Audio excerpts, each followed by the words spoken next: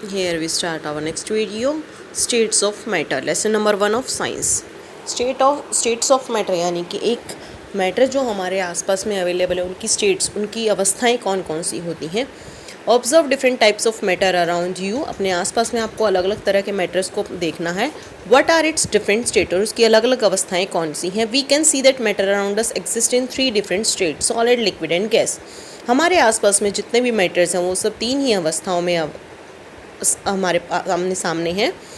एक है सॉलिड, कठोर, ठोस, जिसको बोलते हैं लिक्विड, तरल, और गैस यानी कि हवा के रूप में. These states of matter arise due to the variation in the characteristics of the particles of matter. और ये सब हमारे आसपास में क्यों है, क्योंकि इनके जो पार्टिकल्स में जो परिवर्तन है यानी कि उनके खास जो वेरिएशन उनके अंदर है, भिन्नता जो है वो उनके अंदर उनके पार्टिकल्स की वजह से. Now let us study about the properties of these 3 states of matter in detail. चलिए अब हम इन तीनों की स्टेट्स के बारे में पढ़ते हैं. इन तीनों मैटर की जो 3 स्टेट्स हैं उनके बारे में. पहला है द सॉलिड स्टेट. इसके लिए ठोस जो अवस्था है उसके लिए एक्टिविटी 1.9 पढ़ते. पहले collect the following articles, a pen, a book, a needle and a piece of wooden stick. आपको क्या क्या आइटम कलेक्ट करने हैं. एक पेन को कलेक्ट करना है, किताब, नीडल सुई और एक लकड़ी का टुकड़ा. Sketch the shape of the above articles in your notebook by moving A pencil around them. और अपने नोटबुक में इन आर्टिकल्स की आपको शेप बनानी है, उसके चारों तरफ से पेंसिल से एक आउटलाइन ड्रॉ करके. Do all these have a definite shape, distinct boundaries and a fix volume. क्या इन सब की जो शेप है वो डेफिनेट है, उनकी बाउंड्रीज सेम है या अलग अलग है, या फिक्स वॉल्यूम है उनका. What happen if they are hammered, pulled or dropped. क्या होगा जब उनको हम हथौड़े से पीटेंगे या खींचेंगे या उनको हम फेंकेंगे तो. Are these capable of diffusing into each other. क्या वो एक दूसरे के अंदर टूट कर मिक्स हो जाएंगे. Try compressing them by applying force. Are you able to compress them. और उन सबको दबाने की कोशिश करनी, क्या आप उनको दबाने में सक्षम हैं. All the above are examples of solid. ये सारे के सारे जो एग्जाम्पल्स हैं वो हैं सॉलिड यानी कि ठोस के उदाहरण हैं. We can observe that all these have a definite shape. हम सब ने क्या देखा कि इन सब की जो आकार है वो एक पर्टिकुलर आकार है यानी कि बिल्कुल सही आकार है. डिस्टिंक्ट बाउंड्रीज, उनकी जो बाउंड्री भी है वो भी सबकी अलग अलग है. एंड फिक्स्ड वॉल्यूम्स, और उनका जो भार है वो भी फिक्स है. That is have negligible compressibility. और इसके अंदर जो हम इनको दबाने की जो क्षमता है वो बिल्कुल ना के बराबर है. Solids have a tendency to maintain their shape when subjected to outside force. और जब इनके ऊपर बाहर से हम फोर्स लगाते हैं, बाहर से हम बल लगाते हैं, तो भी ये अपने आप को अपनी शेप को मेंटेन करके रखते हैं. सॉलिड्स में break under force but it is difficult to change their shape, so they are rigid. Solid जो होते हैं वो मतलब फोर्स की वजह से टूट तो जाते हैं लेकिन उनका अपना आकार बदलना बहुत ही मुश्किल होता है, इसीलिए इनको हम क्या बोलते हैं, ठोस बोलते हैं. Consider the following. What about a rubber band, can it change its shape on stretching, is it solid. आपको कुछ उदाहरण देखने हैं. जैसे पहला है आपको रबर बैंड, जब हमने उसको स्ट्रेच किया क्या उसकी शेप बदली है. इज इट सॉलिड, क्या वो सॉलिड है, ठोस है. What about sugar and salt. चीनी और नमक के बारे में क्या कहना है. When kept in different jars these take the shape of the jar, are they solid. जब हम उनको किसी जार में किसी बर्तन में डालते तो बर्तन का आकार ले लेते हैं, क्या वो सॉलिड है, क्या वो ठोस है. What about a sponge. क्या हम कह सकते हैं एक फोम यानी कि जो स्पंज होता है हमारा जो बर्तन साफ करते हैं वो भी एक स्पंज होता है. Is it a solid, yes we are able to compress it. Why, हम वो एक सॉलिड है, ठोस है, लेकिन हम फिर भी उसको कंप्रेस कर सकते हैं. क्यों. All the above are solids. ये सारे के सारे क्या सॉलिड हैं.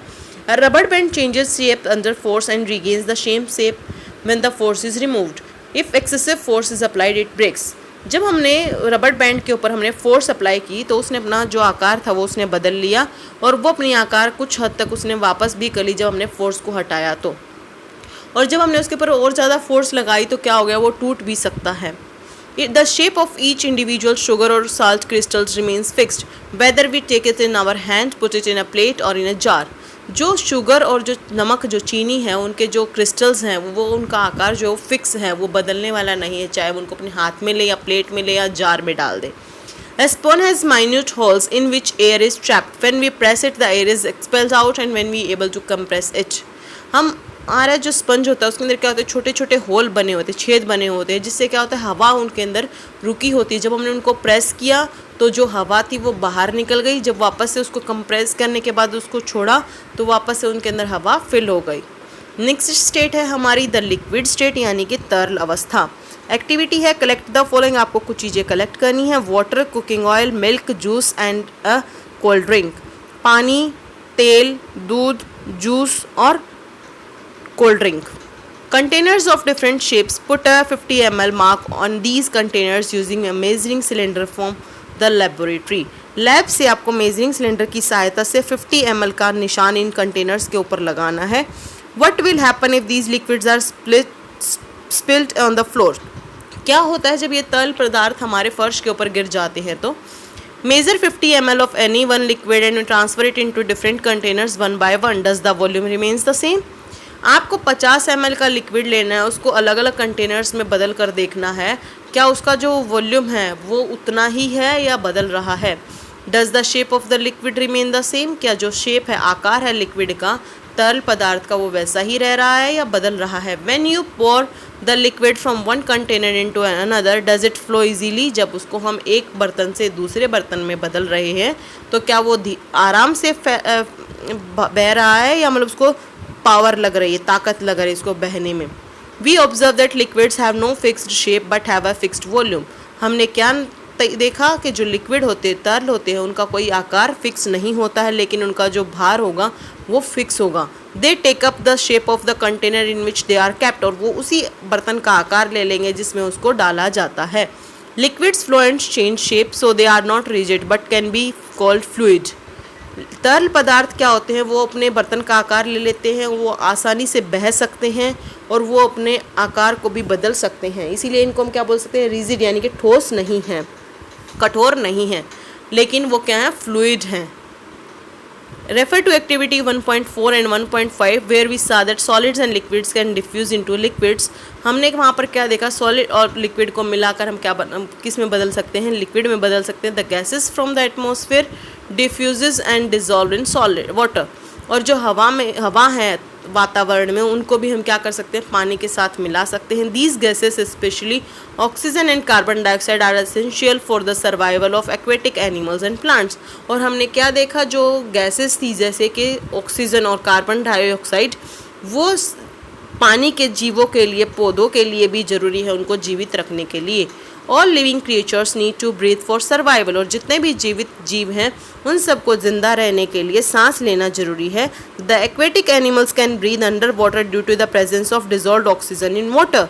जो पानी के जानवर हैं वो पानी के अंदर, जलीय जीव जो हैं वो पानी के अंदर ही सांस लेते हैं. और वो सांस लेते हैं किसकी, ऑक्सीजन की, जो ऑक्सीजन पानी के अंदर मिक्स होती है उससे. Thus we can conclude that solids, liquids and gases can diffuse into liquids. इसीलिए हम ये कह सकते हैं सॉलिड, लिक्विड और गैस वो सब क्या हैं, किस में डिफ्यूज़ हो सकते हैं, लिक्विड के अंदर, तरल के अंदर वो मिक्स हो सकते हैं. The rate of diffusion of liquids is higher than that of solids. लेकिन जो मिक्स होने का जो रेट है लिक्विड्स का वो क्या है, सॉलिड की अपेक्षा ज़्यादा है लिक्विड्स का.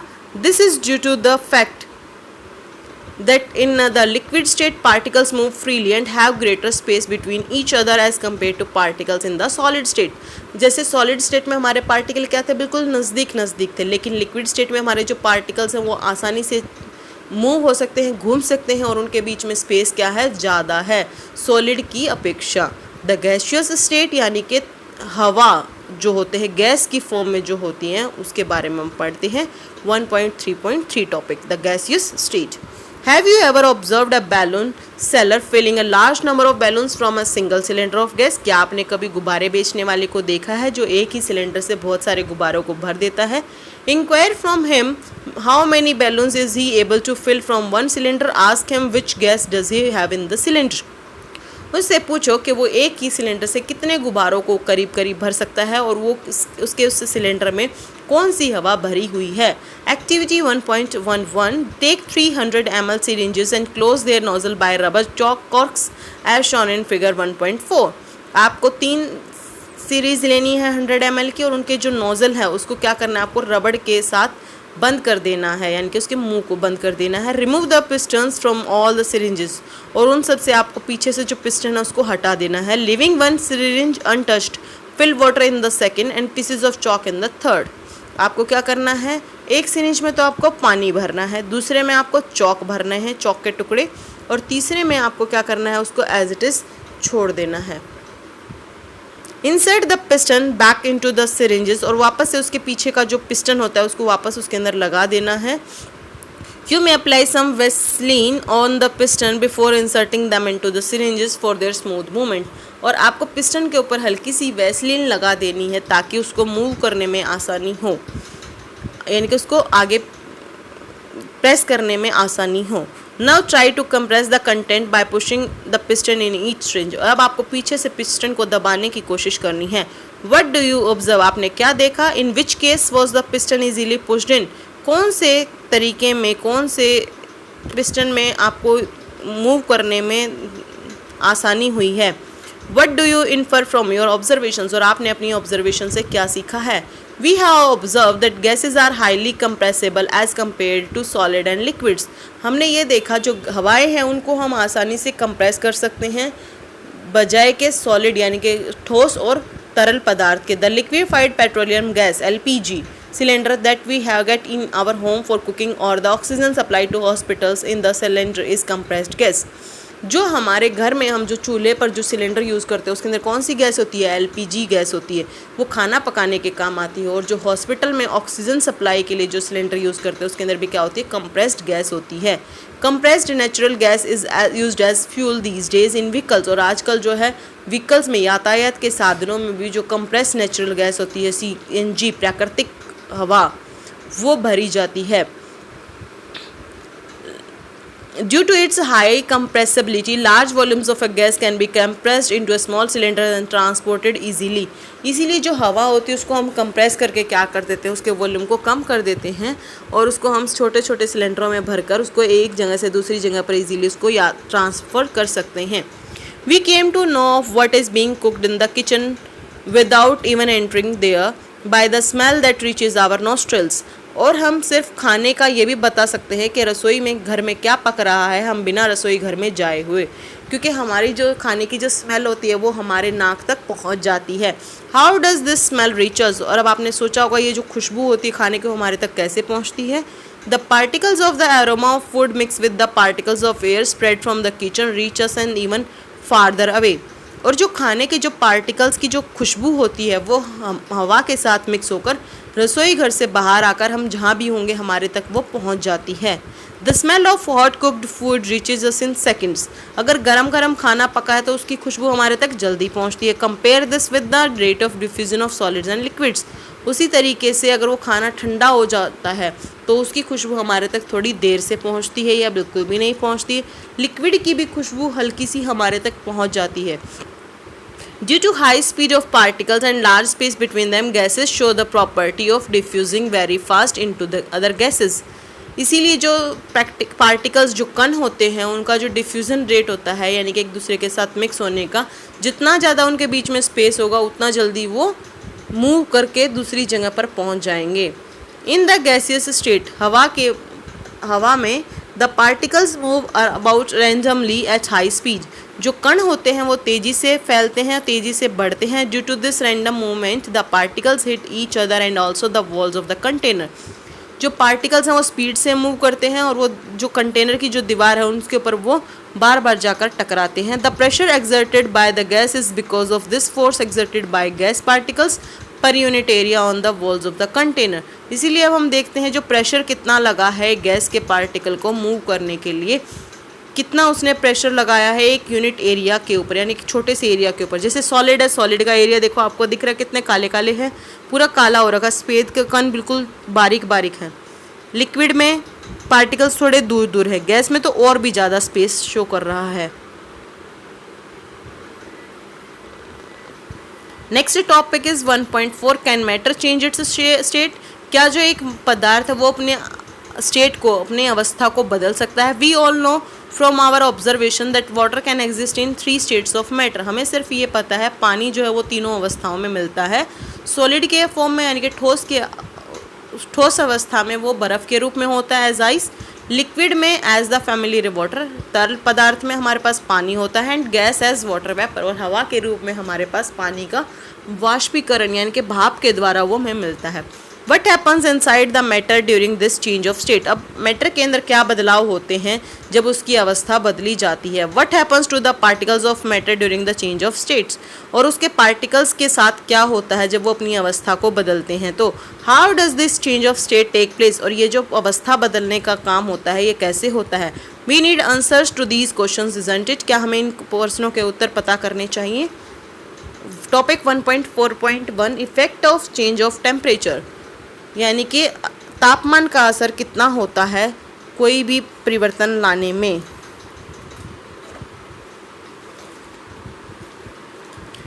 Activity 1.12 1.12 take about 150 gram of ice in a beaker and suspend a laboratory thermometer so that its bulb is in contact with the ice. आपको 150 ग्राम बर्फ़ लेनी है एक बीकर में, एक ग्लास में, और उसके अंदर आपको लैबोरेटरी थर्मामीटर डाल देना है, और जो उसका जो बल्ब होता है थर्मामीटर का वो आपका आइस के बर्फ़ के साथ कांटेक्ट में आना ज़रूरी है। Okay, start heating the beaker on a low flame, धीरे धीरे उस बीकर के नीचे आपको आग लगानी है बर्नर की सहायता से, और वो धीरे धीरे फ्लेम लो फ्लेम पर लगाना है। Not the temperature when the ice start melting, आपको ये देखना है कि वो बर्फ़ पिघलना कब शुरू हो रही है। जब वो बर्फ़ पिघलना शुरू हो जाए तो आपको उसका तापमान लिख लेना है। Note the temperature when all the ice has converted into water, और फिर आपको उसका तापमान नोट करना है जब वो बर्फ़ जो है वो पूरी तरह से पानी का रूप ले लेती है। Record your observation for this conversion of solid to liquid state, आपको ये ऑब्जर्वेशन से यह पता चलेगा कोई भी ठोस पदार्थ है वो लिक्विड यानी कि तरल अवस्था में कब आता है। Now put a glass rod in the beaker and heat while steering till the water starts boiling, और उस ग्लास रोड की सहायता से आपको बीकर के अंदर बार बार उसको घुमाना है, जब तक घुमाना है जब तक पानी उबलना शुरू ना हो जाए। Keep a careful eye on the thermometer reading till most of the water has vaporised, और आपको अपनी नज़रें जो है थर्मामीटर के ऊपर ही रखनी है जब तक कि पूरा पानी आपका वॉश यानी कि उसकी पूरी भाप ना बन जाए। Record your observation for the conversion of water in the liquid state to the gaseous state, और आपको अपनी जो ऑब्जर्वेशन है उसकी तापमान की जो डिग्री है वो नोट करनी है। कब, जब आपका जो पानी है वो लिक्विड अवस्था से यानी कि तरल अवस्था से गैस की अवस्था में ना बदल जाए। On increasing the temperature of solids, the kinetic energy of the particles increases. Due to the increase in kinetic energy, the particles start vibrating with greater speed. जैसे जैसे हमारा तापमान बढ़ता है वैसे वैसे जो सॉलिड के अंदर जो काइनेटिक एनर्जी हमारे पार्टिकल्स के ऊपर लगी थी वो बढ़नी शुरू हो जाती है, और जैसे जैसे हमारी ऊर्जा बढ़ती है वैसे वैसे हमारे जो पार्टिकल्स हैं वो क्या होते हैं, स्पीड से मूव होने शुरू हो जाते हैं। The energy supplied by heat overcomes the force of attraction between these the particles, और जैसे जैसे हमारी जो एनर्जी सप्लाई होती है वो क्या होती है, उसकी वजह से फोर्स ऑफ अट्रैक्शन जो होती है पार्टिकल्स के बीच में वो भी कम होनी शुरू हो, यानी कि वो भी दूर दूर होने शुरू हो जाते हैं। The particles leave their fixed position and start moving more freely, और पार्टिकल्स अपनी फिक्स पोजीशन को छोड़ देते, अपनी जगह को छोड़ देते और वो धीरे धीरे मूव होना शुरू हो जाते हैं। A stage is reached when the solid melts and is converted to a liquid, और धीरे धीरे वो क्या होगा, सॉलिड जो पदार्थ होता है वो लिक्विड में बदलना शुरू हो जाएगा। The minimum temperature at which a solid melts to become a liquid at the atmospheric pressure is called its melting point, और जिस पॉइंट पर जाकर धीरे धीरे पानी के फॉर्म में बदलना शुरू हो जाता है तो उसको हम क्या बोलते हैं, एक एटमॉस्फेरिक प्रेशर यानी कि एक दबाव में ऐसा होता है, और उसको हम क्या बोलते हैं, मेल्टिंग पॉइंट बोलते हैं। The melting point of a solid is an indication of the strength of the force of attraction between its particles, और जो उसका लिक्विड का जो मेल्टिंग पॉइंट होता है यानी कि सॉलिड का जो मेल्टिंग पॉइंट होता है वो क्या बताता है कि उसके अंदर कितनी ऊर्जा कितनी ताकत लगी है उस फोर्स में ऑफ अट्रैक्शन को दो पार्टिकल्स के बीच में से कम करने के लिए। The melting point of ice is 273.15 K. K is for Kelvin. Okay. The process of melting, that is change of solid state into liquid, is known as fusion. और जब एक सॉलिड से जब लिक्विड के अंदर जो परावर्तन होता है उसको हम क्या बोलते हैं, फ्यूजन बोलते हैं। When a solid melts, its temperature remains the same. So where does the heat energy go? जब एक सॉलिड होता है, जब वो लिक्विड में बदलना शुरू होता है तो उसके अंदर जब हम तापमान को देते हैं तो हम ये देखते हैं कि जो उसके अंदर गर्मी दी थी वो कहाँ गई। You must have observed during the experiment of melting that the temperature of the system does not change after the melting point is reached. और एक बार जब उसका मेल्टिंग पॉइंट पूरा हो जाता है उसके बाद उसके अंदर कोई बदलाव नहीं आता है। Till all the ice melts, जब तक कि पूरी बर्फ़ ना पिघल जाए। This happens even though we continue to heat the beaker, that is we continue to supply heat, और हमें उसके अंदर निरंतर जब हम उसके अंदर गर्मी देते रहेंगे, ऊर्जा देते रहेंगे, तो भी उसके अंदर कोई भी परिवर्तन नहीं होगा। This heat gets used up in the change of state by overcoming the forces of attraction between the particles, और जो जब तक वो उसके अंदर हीट देनी है हमें, जब तक कि उसकी स्टेट चेंज ना हो जाए, उसके पार्टिकल्स के बीच में जो फोर्स ऑफ अट्रैक्शन था वो कम ना हो जाए। As this heat energy is absorbed by ice without showing any rise in the temperature, it is considered that it gets hidden into the content of the beaker and is known as the latent heat. और जब तक वो मतलब बर्फ़ पूरी तरह से पिघल नहीं जाती है, तब तक वो हीट को क्या करती है, अपने अंदर ही एब्जॉर्ब यानी सोखती रहती है, अपने अंदर ही लेती रहती है, और वो क्या होती है, हिडन यानी कि छुप जाती है। तो इसको जब बीकर के अंदर हमने हीट दी है, लेकिन वो हीट से कोई असर नहीं हो रहा, हमें दिख नहीं रही वो हीट कहाँ जा रही है, तो उसको हम क्या बोलते हैं, लेटेंट हीट बोलते हैं। The word latent means hidden, यानी कि लेटेंट का मतलब क्या होता है, छुपा हुआ। The amount of heat energy that is required to change 1 kg of a solid into liquid at atmospheric pressure at its melting point is known as the latent heat of fusion. जब हमारी जो energy होती है वो जितनी चाहिए होती है 1 किलो ठोस पदार्थ को तरल पदार्थ में बदलने के लिए, एक प्रेशर यानी कि एक दबाव के ऊपर, उसको हम क्या बोलते हैं, लेटेंट हीट ऑफ फ्यूज़न बोलते हैं। So particles in water at 0 degree Celsius यानी कि 273 kelvins have more energy as compare to particles in ice at the same temperature. और जितना 0 डिग्री सेल्सियस के ऊपर कितनी एनर्जी लगती है उस पार्टिकल्स के ऊपर, और उसी बर्फ़ के ऊपर उसी तापमान पर, वही हम देखेंगे। When we supply heat energy to water, जब हम एक हीट एनर्जी देते हैं पानी को, particle start moving even faster, धीरे धीरे जो पार्टिकल्स होते हैं वो धीरे धीरे तेज़ी से चलने शुरू हो जाते हैं। At a certain temperature a point is reached when the particles have enough energy to break free from the forces of attraction each other. और एक पॉइंट पर जाने के बाद, जो टेम्परेचर के एक पॉइंट पर जाने के बाद जो पार्टिकल्स होते हैं वो पूरी तरह से टूट जाते हैं, उनके बीच की जो फोर्स ऑफ अट्रैक्शन है वो भी ख़त्म हो जाती है। At this temperature the liquid start changing into gas, और जो इस अवस्था में क्या होता है, जो लिक्विड होता है वो तरल पदार्थ क्या होता है, गैस का रूप लेना शुरू कर देता है। The temperature at which the liquid starts boiling at the atmospheric pressure is known as its boiling point. और एक ऐसा तापमान जिस पर जो लिक्विड होता है, तरल पदार्थ उबलना शुरू हो जाता है, तो उसको हम क्या बोलते हैं, उसका बॉइलिंग पॉइंट बोलते हैं, उबलने का बिंदु बोलते हैं।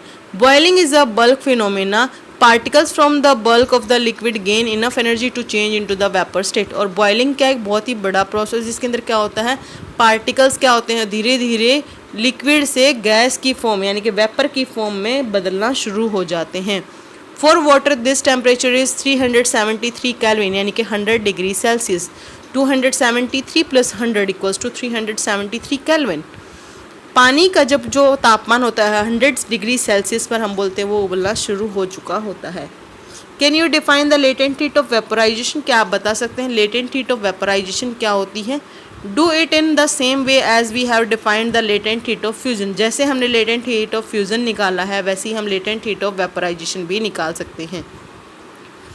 Particles in steam that is water vapour at 373 K यानी कि 100 degree Celsius have more energy than water at the same temperature. जिस 100 डिग्री सेल्सियस पर जब हमारे जो पार्टिकल्स होते हैं, अगर वो वेपर की फॉर्म में हैं और एक जगह वो लिक्विड की फॉर्म में है, तो किस में ज़्यादा तेज़ी से मूवमेंट होगा, किसके अंदर ज़्यादा एनर्जी होगी, किसके अंदर ज़्यादा ऊर्जा होगी? दिस इज़ बिकॉज, क्योंकि जो पानी वाले जो वेपर्स हैं उसके अंदर ज़्यादा एनर्जी हो जाएगी बजाय के पानी के। This is because particles in steam have absorbed extra energy in the form of latent heat of vaporisation. ऐसा इसलिए है क्योंकि जो पार्टिकल्स हैं, जो भाप के जो पार्टिकल्स हैं, वो क्या करते हैं, एब्जॉर्ब करते हैं एक्स्ट्रा एनर्जी को, किस में, वेपर में बदलने के लिए। जैसे सॉलिड में हीट किया तो लिक्विड बन गया, लिक्विड को हीट किया तो गैस बन गया। अब गैस को अगर हम ठंडा करेंगे तो लिक्विड बनेगा, लिक्विड को ठंडा किया तो सॉलिड बनेगा। So we infer that the state of matter can be change into another state by changing the temperature. हम मैटर की यानी कि एक पदार्थ की अवस्था को बदल सकते हैं सिर्फ उसके टेम्परेचर को, उसके बाद तापमान को बदलकर। We have learned that substances around us change state from solid to liquid and from liquid to gas on application of heat. केवल और केवल हम हीट यानी कि ऊर्जा देकर हम उसको उसकी अवस्था में बदलाव कर सकते हैं. But there are some that change directly from solid state to gaseous state and vice versa without changing into the liquid state. लेकिन कुछ ऐसे होते हैं जो सॉलिड से सीधा गैस में बदल जाते हैं या फिर इसका उल्टा भी हो जाता है बिना लिक्विड स्टेट में बदले. Activity 1.13.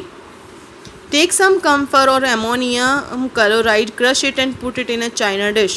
आपको कुछ कैम्फर यानी कि कपूर लेना है या फिर अमोनियम क्लोराइड लेना है, उसको बिल्कुल उसका पाउडर फॉर्म में बनाकर आपको चाइना डिश यानी कि एक बाउल में रख देना है. Put an inverted funnel over the China dish. और फिर चाइना डिश के ऊपर क्या करना है, आपको एक फनल रखना है. Put a cotton plug on the stem of the funnel. और उस फनल के ऊपर जो है एक कॉटन का टुकड़ा रखना है. Now heat slowly and observe. और आपको उसको धीरे से गर्म करना है और देखना है. What do you infer from the above activity. ऊपर वाले एक्टिविटी से आपने क्या प्राप्त किया.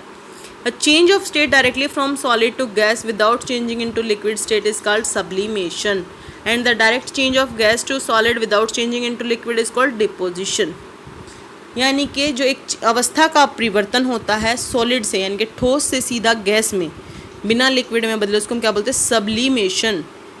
और डायरेक्ट चेंज होता है जो गैस का सॉलिड में, उसको हम क्या बोलते हैं, डिपोजिशन बोलते हैं. Effect of change of pressure 1.4.2. यानी कि प्रेशर में क्या बदलाव आते हैं अगर हम उसके अंदर प्रेशर को चेंज करेंगे. तो we have learn already learn that the difference in various states of matter is due to the difference in the distance between the constituent particles. हमने सिर्फ ये पढ़ा है जो अलग अलग स्टेट्स होती हैं मैटर की, उसके अंदर जो पार्टिकल्स होते हैं उनके बीच में क्या होता है, डिस्टेंस होता है. सॉलिड के अंदर कम होता है, लिक्विड के अंदर थोड़ा ज़्यादा होता है, गैस के अंदर और भी ज़्यादा होता है. What will happen when we start putting pressure and compress a gas enclosed in a cylinder. क्या होता है जब हम एक गैस को सिलेंडर के अंदर डालते हैं, उसको हम प्रेस करना शुरू कर देते, दबाना शुरू कर देते हैं. Will the particles come closer. क्या वो पार्टिकल्स नज़दीक आना शुरू हो जाएंगे. Do you think that increasing और decreasing the pressure can change the state of matter. क्या हम प्रेशर को कम करने या ज़्यादा करने से हमारी जो स्टेट होती है यानी कि जो हमारी जो अवस्था होती है पदार्थ की वो बदलनी शुरू होती है. Applying pressure and reducing temperature can liquefy gases. Pressure को लगाना और उसको कम या ज़्यादा करना उसके तापमान को, उससे क्या होता है, गैसेस को हम लिक्विड में बदल सकते हैं. Have you heard of solid carbon dioxide.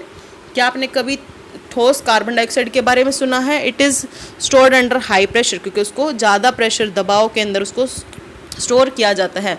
Solid CO2 gets converted directly to gaseous state और decrease of pressure to 1 atmosphere without coming into liquid state. जब हमने अगर CO2 को जो सॉलिड फॉर्म में है उसको अगर हम गैस की फॉर्म में बदलना चाहते तो हमें उसका प्रेशर कम करना है, तो वो डायरेक्ट गैस में कन्वर्ट हो जाएगी बिना लिक्विड स्टेट में कन्वर्ट हुए.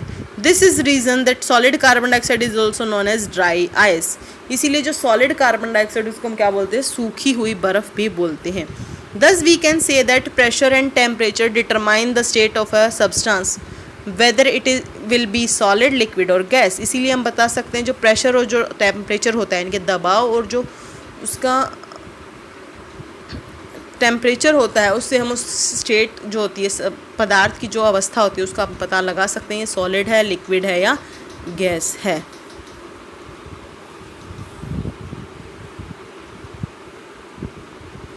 Next topic is vaporisation.